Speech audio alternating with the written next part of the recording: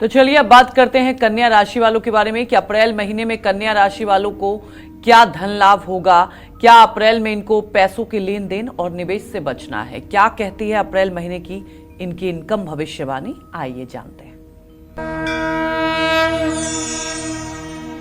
देखिए, कन्या राशि में यद्यपि केतु की स्थिति है, ये आपको पता है क्योंकि आए दिन मैं आपसे यही बात करता हूं, लेकिन कन्या राशि का स्वामी बुध नीच राशि में सप्तम भाव में स्थित है।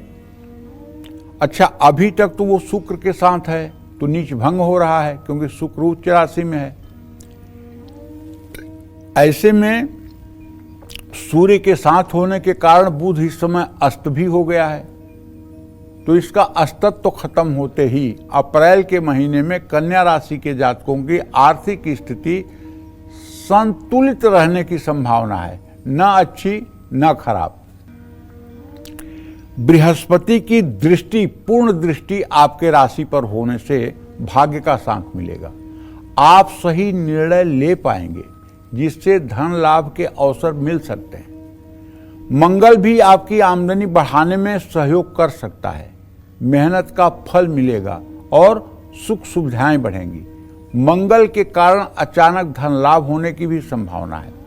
पैतृक संपत्ति मिलने के योग भी बन सकते हैं। लेकिन इस महीने बुध चूंकि आपका नीच राशि में है, अस्त है, इसलिए अगर आप सावधानी पूर्वक कोई निर्णय लें तो ज्यादा उचित होगा। निवेश में बहुत सावधानी बरतें, किसी से सलाह जरूर लें। जानते हैं, जब किस्मत मेहरबान होती है तो गधा भी पहलवान होता है।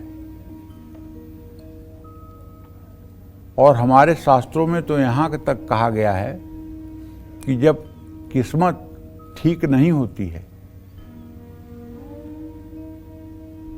तो राजा विक्रमादित्य के ऊपर जब शनि की 7.5 आई थी तो वो जंगल में भटक गए थे, और वहाँ जब भूख से पीड़ित हुए तो उन्होंने एक पानी में से मछली निकाल करके और उसको पत्तियों पर, सूखी हुई पत्तियों पर जला करके भून लिया, और उसको जब वो पानी में धोने ले गए तो मछली फिर से तैरने लगी। राजा विक्रमा के विपद पड़ी, भूंजी मछली गई पानी में। नवलखा हार खुटिया लीलेस, राजा नल पड़े गलानी में। जब ग्रहों का तांडव होता है तो जो अपने होते हैं वो भी बेगाने जैसा व्यवहार करते हैं। तो इसलिए कन्या राशि है तो बजट बनाकर चलें जिससे नुकसान की संभावना न के बराबर हो। हाँ, 14 तारीख के बाद सूर्य के कारण सरकारी क्षेत्र से धन लाभ का योग बन रहा है, लेकिन आपको चाहिए कि आप पूरे महीने में अगर रामायण का पूरा पाठ कर दें, मास पारायण नवरात्र में भी करें, 40 मिनट से ज़्यादा थोड़ी लगता है।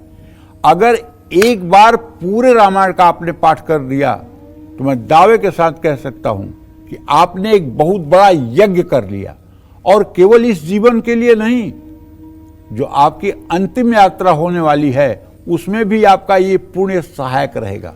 रामचरितमानस जो गोस्वामी तुलसीदास जी ने लिखा है, उस रामचरितमानस का वर्णानाम अर्थ संघानाम, मतलब पहले श्लोक से शुरू करके और अंतिम तक पूरे 30 दिनों में अगर आप रामायण का पाठ कर लें तो मैं कहता हूं आपका चेहरा देखने से सामने वाले का पाप नष्ट हो जाएगा। आपका तो पाप नष्ट ही होगा। आपको जो देखेगा, आपका जो दर्शन करेगा, वो भी पुण्य का भागीदार होगा।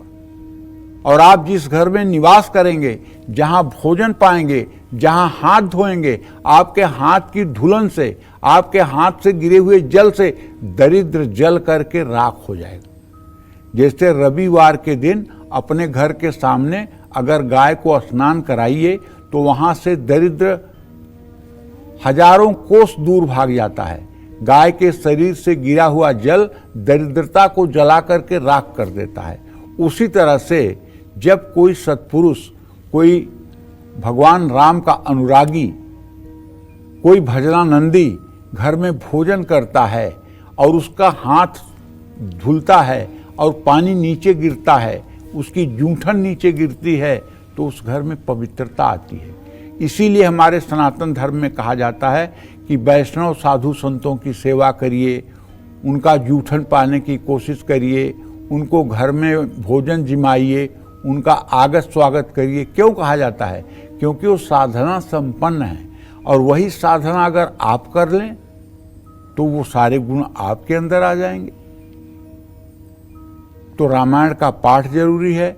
हनुमान जी के मंदिर में प्रसाद भी चढ़ाना चाहिए।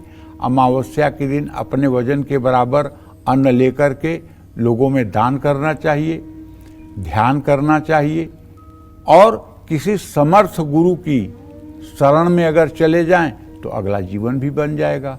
जय मां विंध्यवासिनी।